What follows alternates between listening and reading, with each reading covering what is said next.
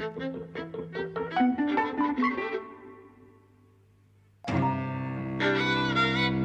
and welcome to Eavesdropping at the Movies. I'm Mike. And I'm José.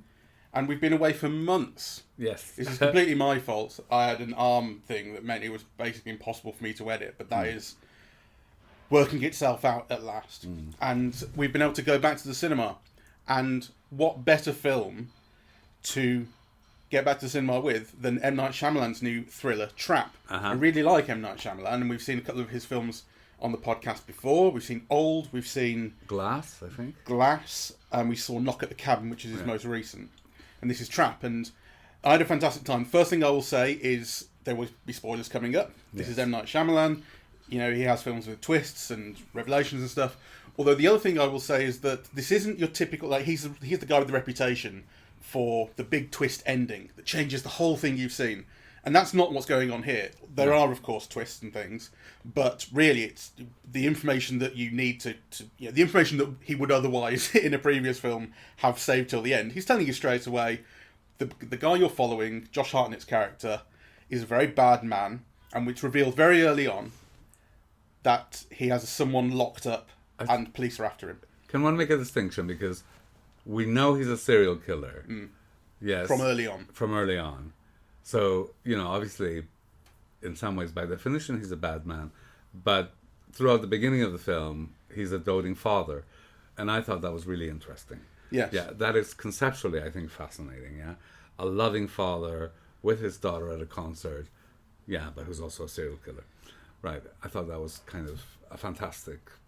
It's just an interesting concept. It's high concept, and you know, M. Night Shyamalan in recent years, probably over the last 10 years or so, has really bet on himself because he kind of lost favour. He certainly lost favour with audiences because he had a string of films that weren't very popular, and I think then the studios lost faith in him as well.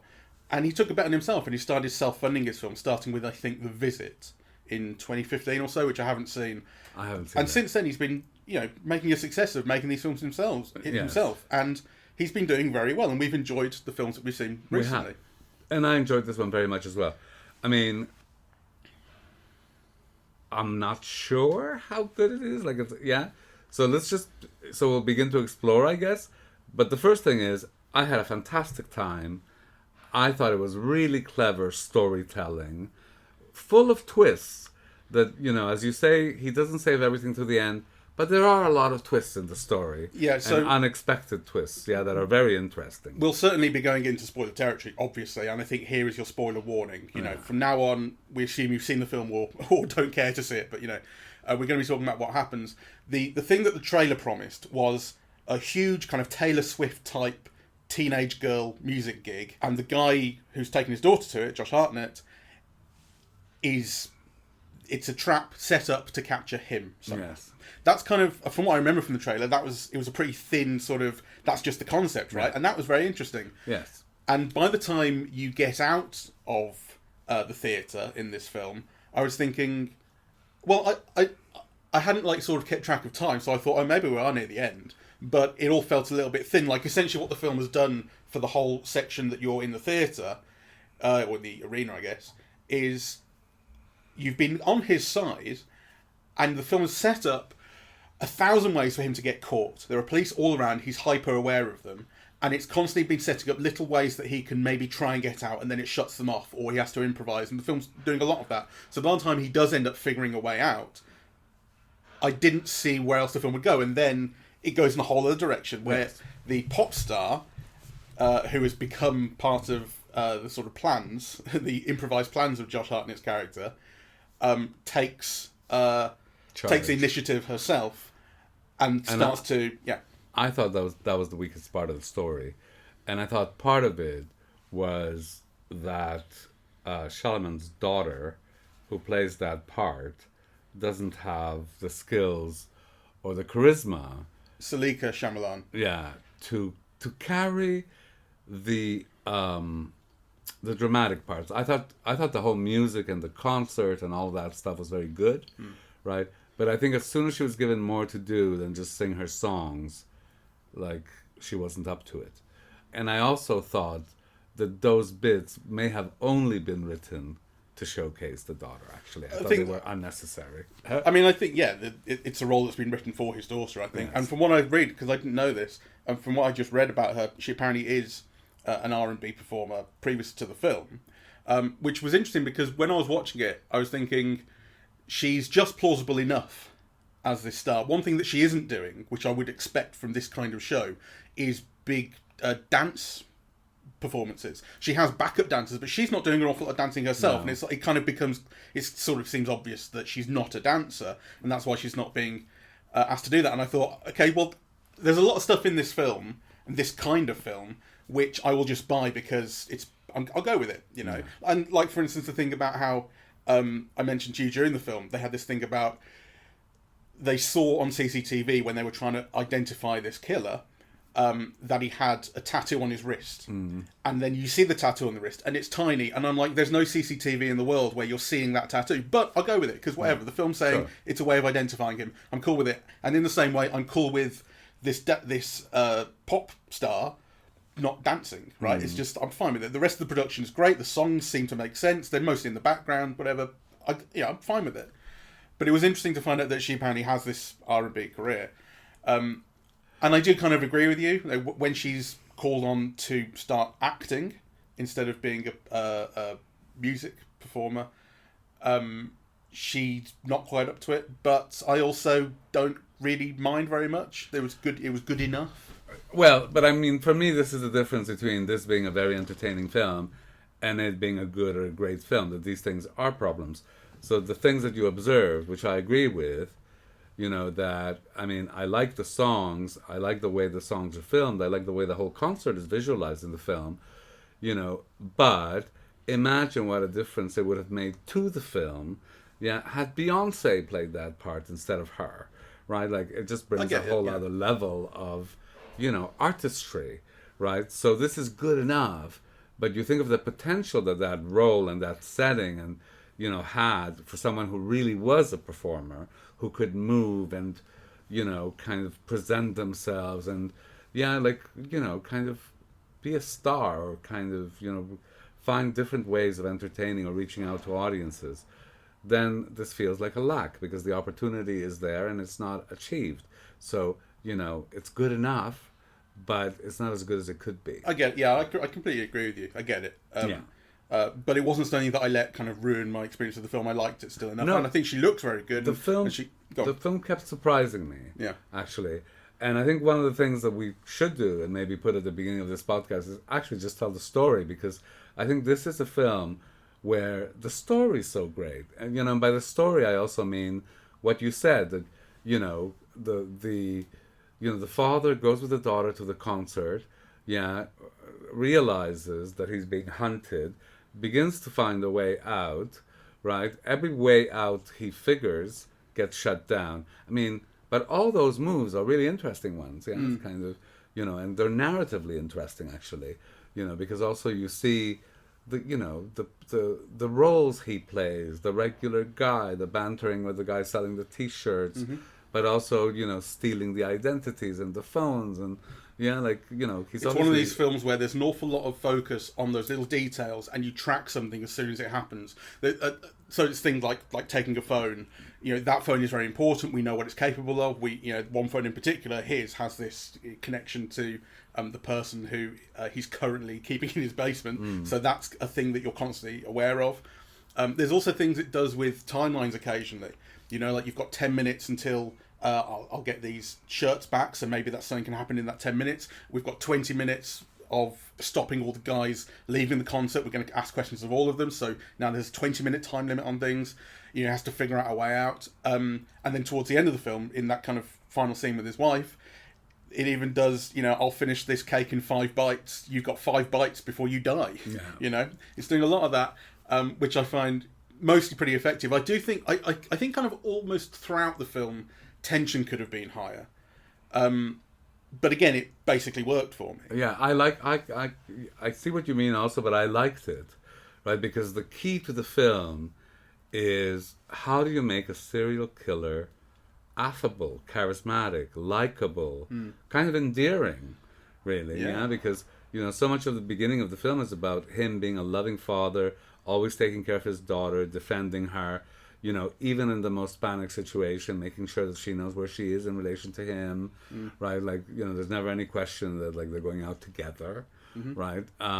So I think, how does the film do that? How does the film kind of, make, the butcher, the name says it all, kind of, how does it make you focus on things that are not about that? And of course, the first way it does it by not showing you any of his butchery. Like, you actually never see him commit a crime. There's always the threat of it. But you actually never see carnage. It makes him intriguing. That we get one thing, the first revelation that he is not just this beautiful doting father, is when he goes to the bathroom early on and he checks out his phone, and you see what he's looking at, which is this guy in his basement, this live feed. So that's the first. That's the the first moment we go, oh right, there's something up with this guy. He is a serial killer. Yeah. And then this question of, like, he knows what's going on. The shots then you see of him looking at the police, right? That's why he's hyper aware of them. We start to realise that's why he's acting the way he is and looking for this way out and so on and so forth. But I think one of the ways in which the film gets you sort of on his side, makes him affable, is that we are always with him at the start. In that, basically throughout the theatre stuff, we do see loads of police and FBI and SWAT and whoever, and we see the leader of the FBI a bit. We don't get very much of her, and she's not given much of a personality. She's just after this unsub. They don't even know who he is. They just have this kind of vague profile of him. But we're constantly with him, and the film made me realise kind of how malleable and sort of mercurial I can be in terms of giving my alliance to people. Because at the start I'm just like, I want this serial killer to get away. Like, I think it's interesting. I want to see what happens. Well. I want to see how he gets away with this. And then when the tables are turned and he does get away, but he's with Lady, what's her name? The character, Lady Raven, the pop star character, and she, as I say, takes initiative and starts to run things. I'm with her. I want to see her catch him. And it's not because I'm particularly in favour of either character that I like them very much. Maybe that's the fault with the film, that it hasn't made me like them enough to want to see them succeed through to the end. But it's just that I want to see what happens. I want to see how this new objective is achieved. But the film structurally is so interesting because, as you say, I would say for the first half of the film, you're constantly with the father, with Josh Hartnett.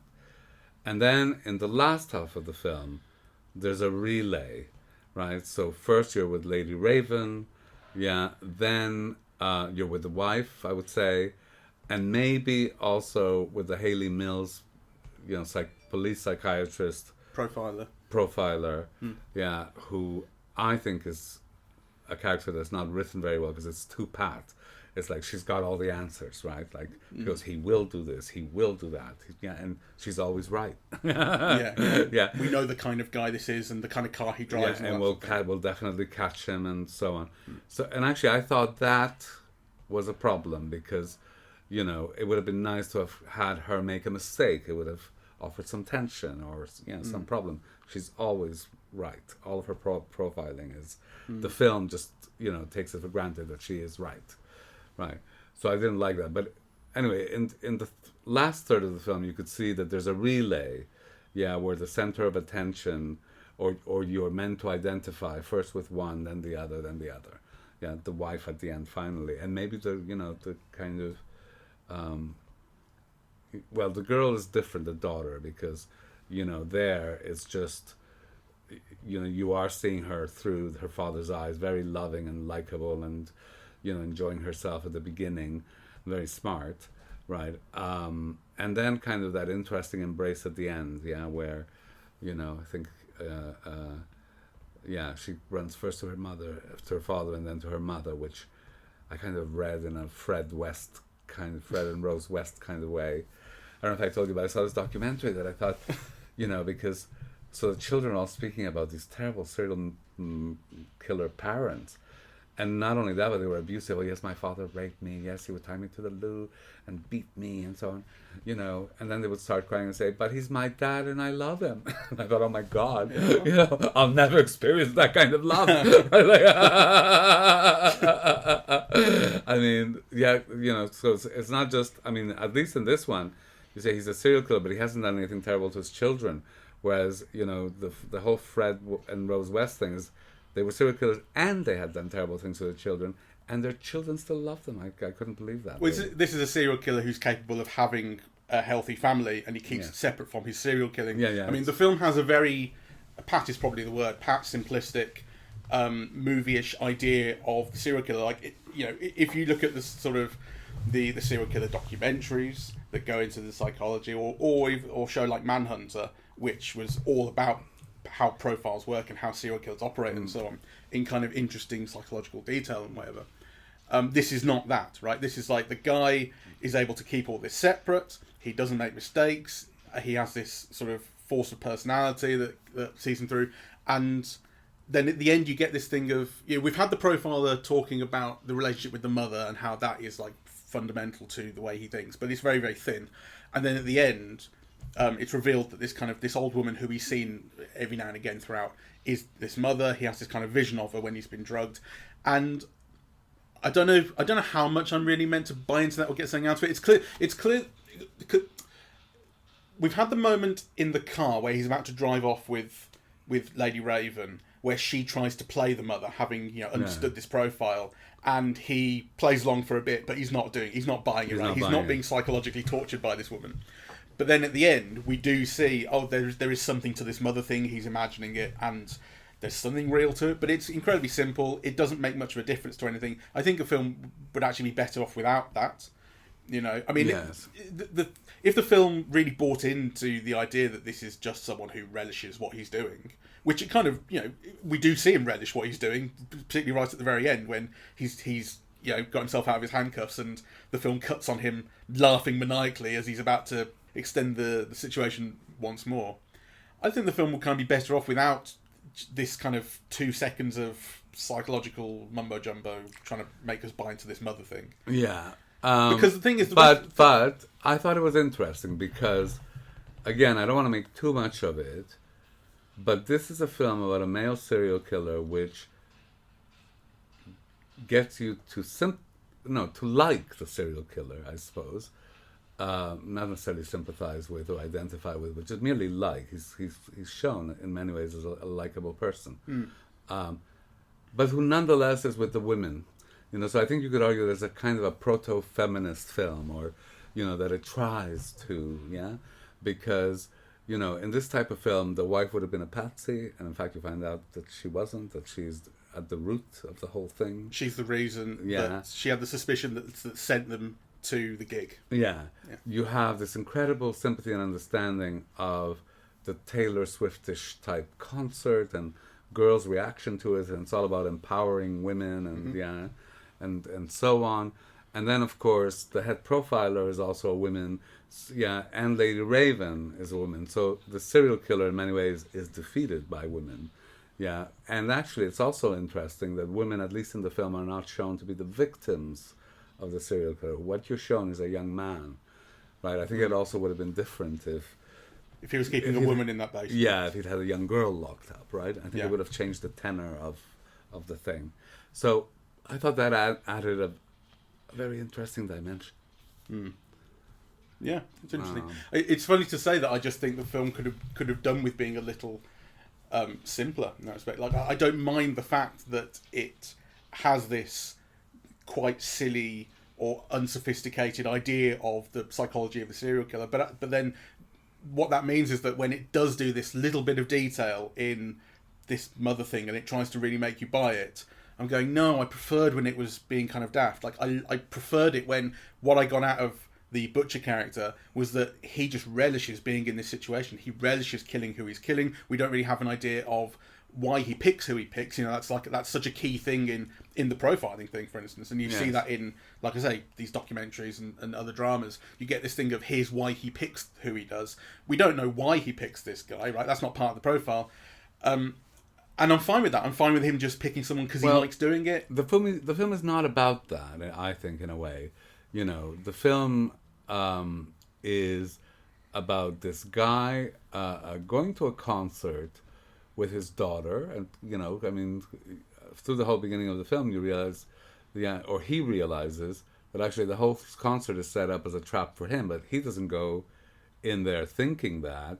and he doesn't go in there, with the intent to murder or to commit a crime, or though he's got something underway in the background, right? So the film is about something else, right? It's about catching a serial killer, yeah. But this whole thing of like the profiling or who he's killed before, that is kind of almost not even there. The whole thing is about his relationship with his daughter, his double life, his entrapment, and how he gets out of the various traps, right? Yeah. And actually, that's where the film's at its strongest, and that is most of the film, right? Yeah. So this thing about this background, we shouldn't overemphasize. It's just the thing that I find kind of a little flawed. But like when the film is essentially in real time almost, and when the film is following him in the moment, figuring out what he's going to do, putting these time limits on things, giving him a particular obstacle or a particular goal, like an opportunity, like the thing of when the floor opens up and the other pop star emerges. It's this opportunity for him to escape, and will he be able to take it? But he can't convince his daughter to explore underneath the stage, and so the door closes. He's got to figure out something else. When the film's doing that, it's very good because it's just this. It's a bit of it's caper, too kind of lighter word, but like that's kind of what it is, right? I don't care who this guy's killed. I don't care that he's got someone in his basement. I want to see how he escapes right now. Yeah, exactly. So I loved all of that about it. I mean, I think the film is exciting in its storytelling.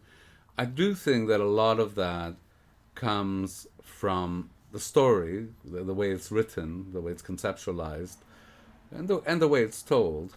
Though I must say, I was just kind of reading a little bit just now to make sure I got the names right and so on Wikipedia, and I was told that he storyboards everything, right, and that they originally were going to make it in 4:3, and then and then they decided to make it in 1.85, and you think with all that storyboarding, why is the film so visually underwhelming?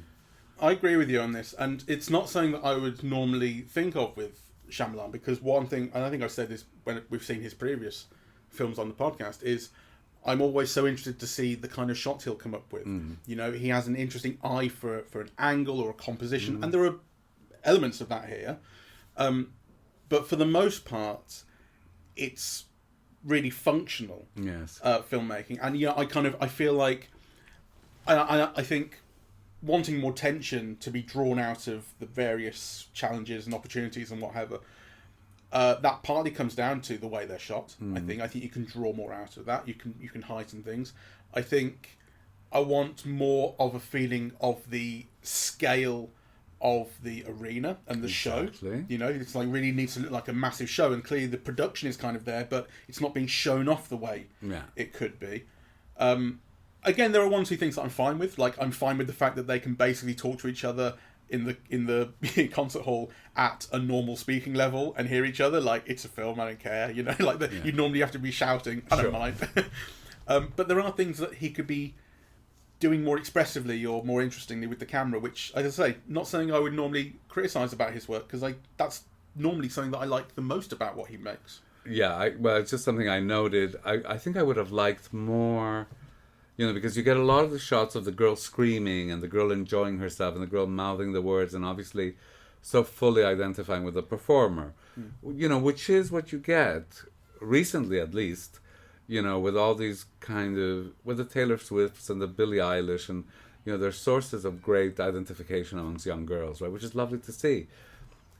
But you do want at least a hint of what it is about that performer that is causing it. That is causing it. And I think that was, to me, a little bit missing. That there was so much emphasis on the girl's reaction, but not enough on that communication between the artist and that audience about what is it about these songs or this performer or that causes this adoration. I sort of agree with this, but it's interesting. Like, I was thinking, one of the reasons that all of this music sounds so plausible to me as a very successful pop star's music is that it's kind of very well produced, all the chords are in the right order, and I've kind of heard it before.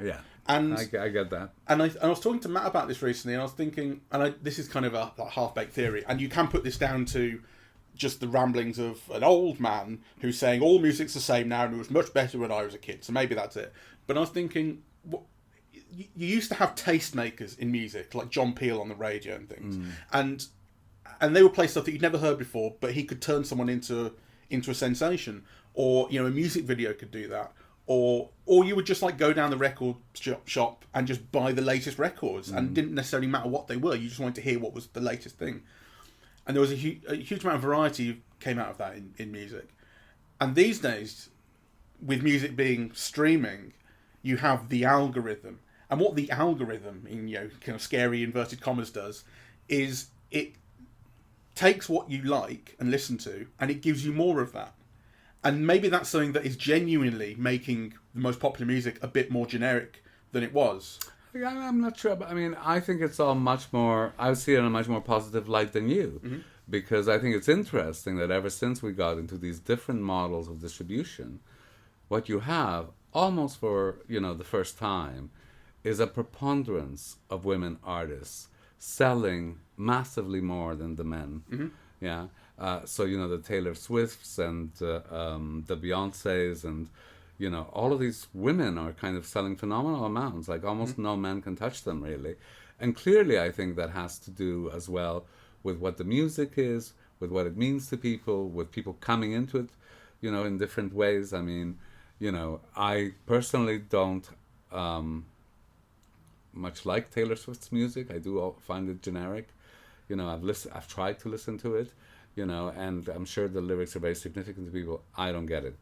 I love Beyonce and some of the others, and I don't much keep up with new music. But I thought it was very interesting that this type of performer with these types of music are also reliant on a completely different type of mediascape. So, for example, I am a big fan of Rosalía, who's the Spanish equivalent artist, who's internationally famous, right? Even in English. She's one of the top selling artists in the world, right? A lot of it has to do with TikToks, with moments of a concert that are considered so great that they get replayed and twittered and viral and and so on. So in a film like this, Lady Raven is also meant to be that kind of person. She, in fact, uses her fan base. She uses her TikTok while she's locked in the bathroom to say, find this house where this guy's been kept. Yeah. So which is a fun. I think it's also supposed to be funny. I like it. Yeah, I like it. But also, you're meant to get some idea of why this performer has such an importance, and in this new mediascape, it is visual. It is representational, it is, in short form. It wouldn't have been hard to convey that Lady Raven character in those ways, to make her electric somehow. And I do think it's a major problem. But the film just does give you a very generic idea of what a pop star like this is like, and what the fans are like. And we see kind of, in a sense, more... Maybe it comes through the fans where we see their reactions, we see the kind of ways in which they respond to her. We see them right at the start cheering when she gets out of the coach, and it's just like it could be any old pop star that they're doing that for. And maybe the film has a very generic idea of what this kind of music and what this kind of pop star is like. And I would argue a not very good pop star, because there's that moment where the young girl goes on stage, to perform with Lady Raven. And there's this moment of ecstasy where, at first she's very shy, and then all of a sudden she takes off and she's doing all these dance moves and so on, right? And you notice Lady Raven is there like an old shoe, right? Like she's not responding, she's not performing, she's all stiff as anything, right? And really, that moment should have been one where, the child gets this moment of ecstasy, but actually it's because she's sparked by this powerhouse performer who's dancing with her or to her, or that's also not this old stick. That's also a scene that's not filmed to show that off. I mean, the film, so they've got backstage, which is why she's going to be performing with her. They've been brought backstage to do that, and we mostly see that scene from this 3/4 behind the stage angle from Josh Hartnett's perspective, watching her, and then occasionally we get a shot of him also keeping an eye on the cops down below. But it's from him looking at her, and I think you could do more with seeing them from the front on, see it from the audience's perspective. What does this look like? I think that's a bit of a failure of the film. I want the perspective to be slightly different here. Like we don't always have to be keeping an eye on the cops. We can, because also the thing is, Josh Hart, I think genuinely at that point, from the character's perspective, he also gets a little bit lost in that performance. He loves his daughter, and that's what I feel like I see in that sure. in that moment. So we should feel that too. Well, I don't think we do. There's a few things happening in that scene, right? Because there's Josh Hartnett loving what he's seeing of his daughter, being proud and so on, while also trying to find a way of escaping. Yeah, there's also what is happening on stage, and then there's the response of her rival and her mother in the audience, which is very poorly filmed. Yeah. Right? Like, I mean, you have a sense that the daughter and the mother argue, but you don't know what it's about. You don't know if it's jealousy. You don't know if the daughter is blaming the mother. Right? Like, you get a sense that that's what might be. Like, the daughter's just pissed off that the girl she doesn't like at school has managed to get on stage with her favourite pop star. I know, but why is she throwing, and she's like, Pepsi at her mom? And she's having a bit of a tantrum. But yeah, you're right. This could be better shot. It also could be better edited. I mean, the moment that it cuts to her and her launching the drink in the air is like 2 frames. Like, just give me a little bit more time to acclimatise to the scene and then have I thought the cutting was a bit off there. Yeah. And now I suppose, to move the conversation on to, what is the film about? What are its themes? Right? Like, what is it saying? Yeah. Because that I'm a bit jumbled on. I mean, I wouldn't. It's such a cop out, isn't it, to say I don't think it's about anything. I wouldn't go overboard. But it's such a tight little take it as it comes thriller. Like, every moment of this is, oh, this has happened. Oh, I want to see how it works out. I want to see what happens next. So that's kind of where that's where I was kind of, that's where my headspace was. But the film does have themes, though. Yes. So on the one hand, it's about father-daughter relationships. There's a whole thing in the film about, that number where Lady Raven says, I'm a child of divorce. My father left me when I was 9. And then you have to let it go, and so on.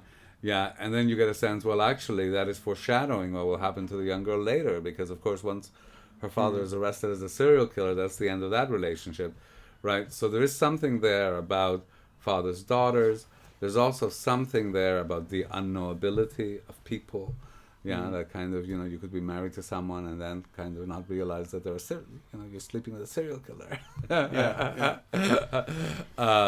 There's something about the culture that we live in, right? And TikTok and fame and, And actually, I thought it was a slight problem for me, again, personally. And sorry, I feel like I'm dumping on, M. Night Shyamalan's daughter, but I don't, that wasn't the plan. I'm just speaking out loud.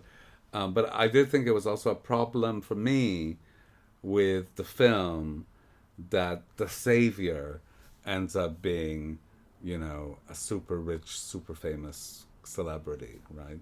I would have liked the daughter maybe to have had more of a, kind of self realization or motivation or though of course that dissatisfaction lasted only a little while, because then, as we said earlier, the film has a relay of of protagonists at the end, or of points of identification. So there's Lady Raven, and and then there's the Hayley Mills character, and then there's the wife. By the way, as a side note, I loved seeing Hayley Mills for reasons that have nothing to do, with this particular film or her performance or anything, but that I think are interesting. It's just one of the pleasures of cinema for me, because as a kid, I loved Hayley Mills. Yeah, like, her films were on television when I was growing up. I mean, I was too young to have seen them in the theaters, but they were always on television. I just loved her. The way that some people probably love, what's her name who did Mean Girls? The young star who did... Lindsay Lohan. Lindsay Lohan, right. Yeah. I mean, if you grew up at a particular moment, that might... Yeah. Sure, right. Yeah, so I feel that way about Hayley Mills. And it was just like a thrill to kind of see her, really. And it instantly brings up your childhood and, kind of you feel this connection with 50 years later, kind of you just see her and you remember all the feelings evoked, by watching her films as a child when she was a child. So, and I think there's also a little bit of that with Josh Hartnett, Sure. I mean, well, the interesting thing about Josh Hartnett is he was his teen idol. Yes, he was huge. We feel, I say we, but it feels like we haven't seen him in... Well, he's had a career that's kept on going, but what's the last thing that he was big in? When was he last big? 15, 20 years ago? Sure. I think my understanding of that, from reading interviews and so on, was that it was a choice. Yeah, that he didn't want that level of fame. But, it's nice to see him 20 years later or 25 years later, and he looks his age, but and to me he looks better, because when he was younger he was almost too handsome, with he was so thin with those cheekbones and so on, whereas now his face is filled out. He is kind of middle-aged, right? And I find him much more likable and appealing and kind of real, right? Because I suppose the thing about kind of film stars is, kind of they're always meant to be idealized versions, but also, so they're meant to be like extraordinary, but also they're meant to be ordinary, right? And I think the ordinary dimension of Josh Hartnett was not really revealed to me until this performance, right? Where, you could easily see him as an ordinary guy. He's a very plausible, fun dad taking his daughter. Yeah, that's absolutely. right. And, and he doesn't have... I mean, he's still, I think, for me, very attractive, but he doesn't have that dazzling, remote handsomeness that he had when he was younger. Right? Yeah. So. I really enjoyed the way in which he handled the kind of transitions between the more kind of workaday dad and the monstrous, enjoying himself, killer stuff.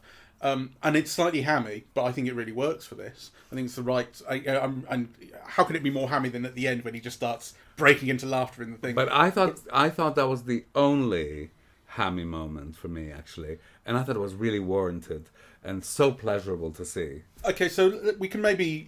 hammy is a word which we can play with, agreeing with or not. But I think as the facade drops and his hope of not being discovered fades, and he knows that they know who he is now and so on, he kind of more openly embraces the character, more openly embraces the monstrousness of himself. He does. And to the point where when they finally capture him as he's trying to kill his wife but she's drugged him, the SWAT come in and they tase him from like 5 different sides, and he's filmed almost like King. He's got his top off, so we've got the Josh Hartnett with his top off thing. But he's shot like King Kong. He feels like King Kong. He's swiping around in slow motion because he's drugged, and he's trying to throttle someone, trying to poke his eyes out, and and that's a King Kong being taken down moment. That's shot from above. That was brilliant. It's actually great, but it's kind of it's knowingly kind of silly. Right? But it's treating him as the monster it also wants to see him. Sure. But that's focusing on his power, on his physicality, right? It's almost all done in long shot. I mean, actually, I loved Josh Hartnett's performance in it. And in a weird way, so I'm not a Josh Hartnett expert, really. But there was always something very remote about him, I think, when he was younger. Whereas this... he seems very accessible and very warm. Except, of course, he is a serial killer. So that moment that you're describing, it's almost like the monster is unleashed at the moment that he's being restrained, right? And I thought that was a brilliant moment, actually, and very cinematic. It was really kind of wonderful to see. So, kind of, in terms of my earlier criticisms, this is a kind of an exception to that, really. And it's funny, actually, that I suppose ultimately what I should be getting from the character is that I can never trust when he, anything that I see in him, I can't trust. I can't trust any emotion that he shows. He's always got something planned. Yes. But, when he's hugging his daughter at the end, when he's, going down by the bike, which obviously is very soon revealed to be a ruse to get this spoke so that he can get himself out of his cuffs. I'm buying all these things still, even though I know exactly who this guy is, and I know he's just this psychopath who will, at a moment's notice, change his facial expression, change his attitude to please whoever it needs to be. Yes. I buy it all. It just works. I'm going for him. This guy would kill me immediately. Because I would just believe him. Yes. Anyway, the ending is also a clear indication that there will be a sequel, and I'm looking forward to it. Do you reckon so? Yes. I suppose it could do. I mean, I took it as just a kind of... if anything is an M. Night Shyamalan, twisty moment of this classic type, it might be that, the kind of, he still hasn't, he's still... And then the cut to black, and it's like the thing isn't over yet, but we don't get to see it. It's just Well, the fight goes on. But maybe there will be a sequel. I mean, the film has at least two of those moments, because the revelation that it was the wife Yes. who was behind the whole thing, that's an archetypal Absolutely. M. Night Shyamalan moment.